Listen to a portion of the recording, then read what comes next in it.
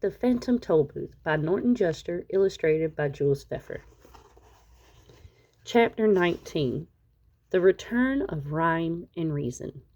Sailing past three of the tallest peaks and just over the outstretched arms of the grasping demons, they reached the ground and landed with a sudden jolt. "Quick!" urged Tock. "Follow me. We'll have to run for it." With the princesses still on his back, he galloped down the rocky trail, and not a moment too soon, for pounding down the mountainside in a cloud of clinging dust and chorus of chilling shrieks came all the loathsome creatures who chose to live in ignorance, and who had waited so very impatiently.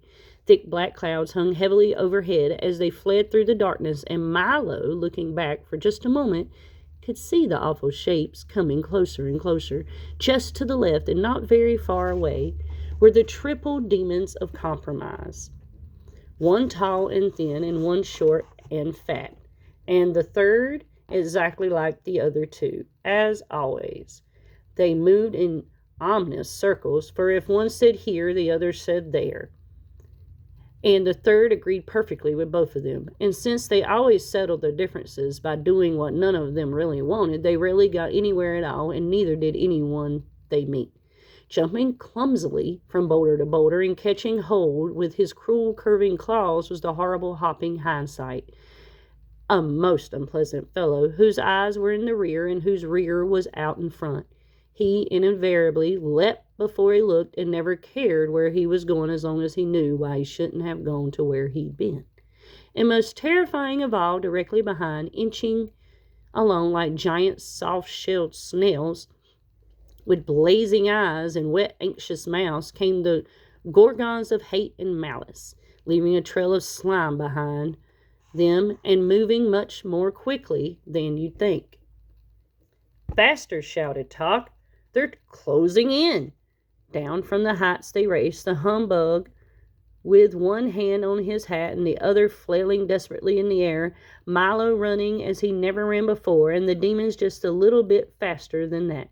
From off on the right, his heavy, bulbous body lurching dangerously on the spindly legs which barely supported him, came the overbearing know-it-all, talking continuously. A dismal demon, who was mostly mouth. He was ready at a moment's notice to offer misinformation on any subject, and while he often tumbled heavily, it was never he who was hurt, but rather the unfortunate person on whom he fell.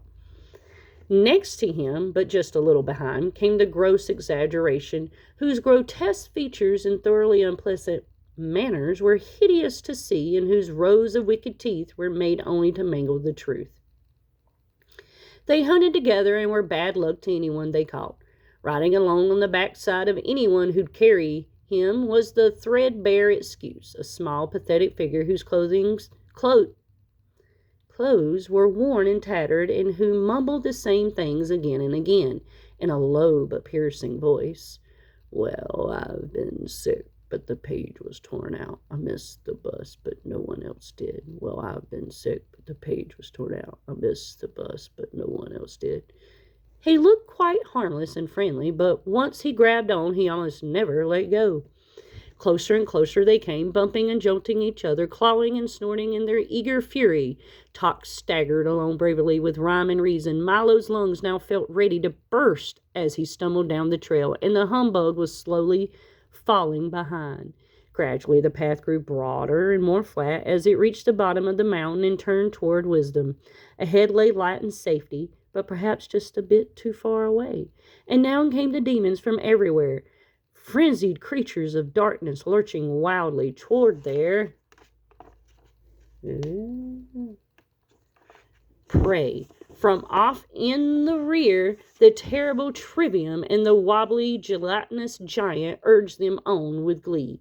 And pounding forward with a rush came the ugly Dilemma, snorting steam and looking intently for someone to catch on the ends of his long-pointed horns, while his hoofs bit eagerly at the ground. The exhausted humbug swayed and tottered on his rubbery legs, a look of longing on his anguished face. "I don't think I can," he gasped, as a jagged slash of lightning ripped open the sky and the thunder stole his words.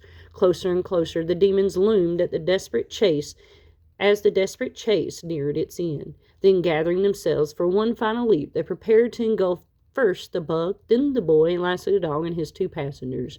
They rose as one and suddenly stopped, as if frozen in midair, unable to move, staring ahead in terror. Milo slowly raised his weary head, and there in the horizon, for as far as the eye could see, stood the massed armies of Wisdom, the sun glistening from their swords and shields, and their bright banners slapping proudly at the breeze.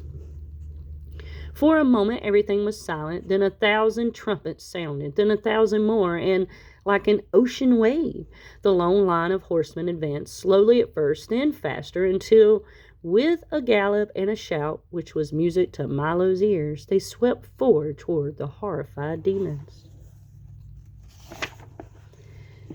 There, in the lead, was King Azaz, his dazzling armor embossed with every letter in the alphabet, and with him the math magician brandishing a freshly sharpened staff from his tiny wagon. Dr. Discord hurled explosion after explosion to the delight of the sound keeper, while the busy dime collected them almost at once. And in horror of the occasion, Chroma the Great led his orchestra in a stirring display of patriotic colors. Everyone Milo had met during his journey had come to help. The men of the marketplace, the miners of Digitopolis, and all the good people from the valley and the forest. The spelling bee buzzed excitedly overhead, shouting, "Charge! C-H-A-R-G-E! Charge! C-H-A-R-G-E!" Canby, who, as everyone knew, was as cowardly as can be, came all the way from Conclusions to show that he was also as brave, and even Officer Shrift, mounted proudly on a long, low dachshund, galloped grimly along. Cringing with fear, the monsters of ignorance turned in flight, and with anguished cries, too horrible ever to forget, returned to the damp, dark places from which they came. The humbug sighed with relief, and Milo and the princesses prepared to greet the victorious army. "Well done," stated the Duke of Definition, dismounting and grasping Milo's hand warmly. "Fine job," seconded the Minister of Meaning. "Good work," added the Count of Connotation. "Congratulations," proposed the Earl of Essence.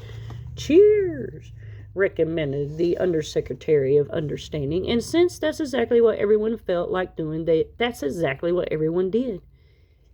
"It's we who should thank," began Milo, when the shouting had subsided, but before he could finish they had unrolled an enormous scroll, and with a fanfare of trumpets and drums, Hay stated in order that, henceforth and forthwith, let it be known by all men that rhyme and reason reign once more in wisdom.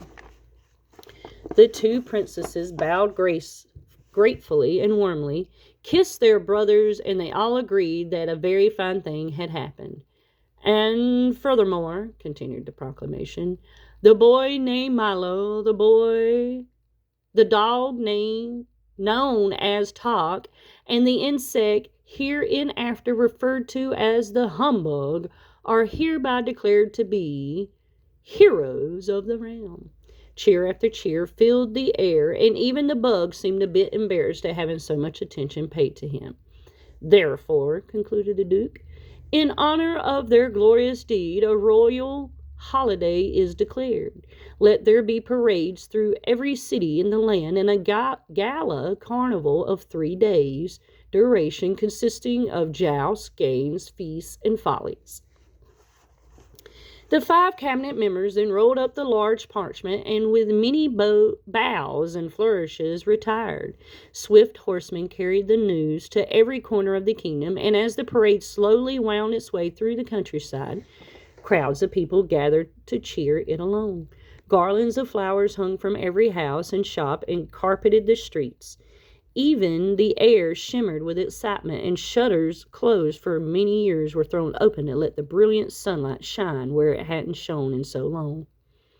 Milo, Talk, and the very subdued Humbug sat proudly in the royal carriage with Azaz, the math magician, and the 2 princesses, and the parade stretched for miles in both directions. As the cheering continued, Rhyme leaned forward and touched Milo gently on the arm. "They're shouting for you," she said with a smile. But I could never have done it, he objected, without everyone else's help. That may be true, said Reason gravely, but you had the courage to try, and what you can do is often simply a matter of what you will do. That's why, said Azaz, there was one very important thing about your quest that we couldn't discuss until you returned. I remember, said Milo eagerly. Tell me now. It was impossible, said the king, looking at the math magician. Completely impossible, said the math magician, looking at the king. Do you mean, stammered the bug, who suddenly felt a bit faint. Yes, indeed, they repeated together. But if we'd told you then, you might not have gone, and as you've discovered, so many things are possible just as long as you don't know they're impossible. And for the remainder of the ride, Milo didn't utter a word. Finally, when they'd reached a broad, flat plain midway between Dictionopolis and Digitopolis, somewhat to the right of the Valley of the Sound and a little to the left of the Forest of Sight, the long line of carriages and horsemen stopped and the great carnival began.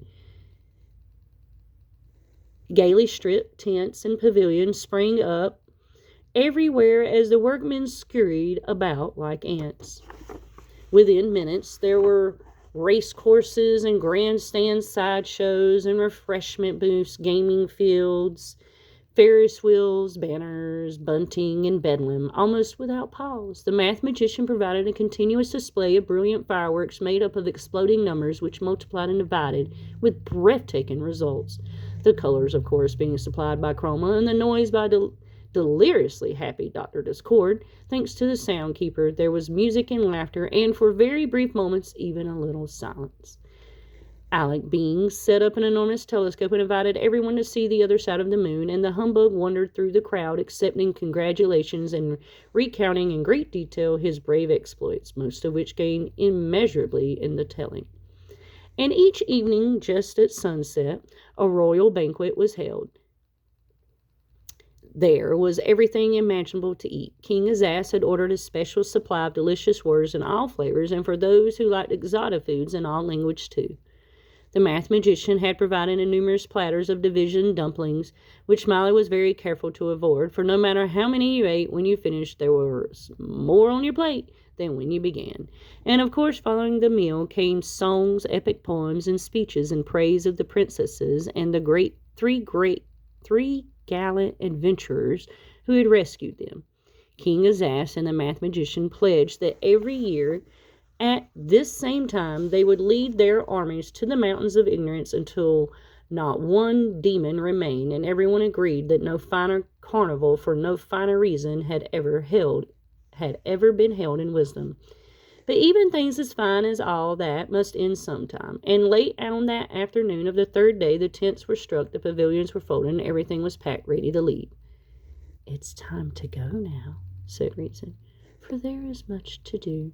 And as she spoke, Milo suddenly remembered his home. He wanted very much to go back, yet somehow he could not bear the thought of leaving. And so you must say goodbye, said Rhyme, patting him gently on the cheek. To everyone? Said Milo unhappily. He looked around slowly at all the friends he'd made, and he looked very hard, so as not to forget any of them for even an instant, but mostly looked at Talk and the humbug, with whom he had shared so much, the perils, the dangers, the fears, and best of all, the victory. Never had anyone had two more steadfast companions. Can't you both come with me? He asked, knowing the answer as he said it. I'm afraid not, old man, replied the bug. I'd like to, but I'm arranged a lecture tour which will keep me occupied for years. And they do need a watchdog here, barked Talk sadly. Milo embraced the bug, who in his most typical fashion was heard to mumble gruffly, "Ah!" but whose damp eyes told quite a different story. Then the boy threw his arms around Talk's neck and for just a moment held on very tightly. Thank you for everything you've taught me, said Milo to everybody as a tear rolled down his cheek. And thank you for what you've taught us, said the king. And as he clapped his hands, the little car was brought forward, polished like new. Milo got in and, with one last look, started down the road with everyone waving him on. Goodbye, he shouted. Goodbye, I'll be back.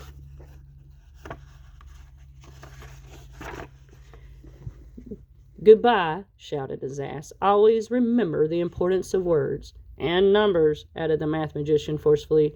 Surely you don't think numbers are as important as words, he heard his ass shout from the distance. Is that so? Replied the math magician a little more faintly. Why, if... Oh, dear, thought Milo. I do hope they don't start it all again. And in a moment they had faded from sight as the road dipped, turned, and headed for home. If you like what you heard, don't forget to click like and subscribe. Thanks for listening, and wait out for the last chapter 20.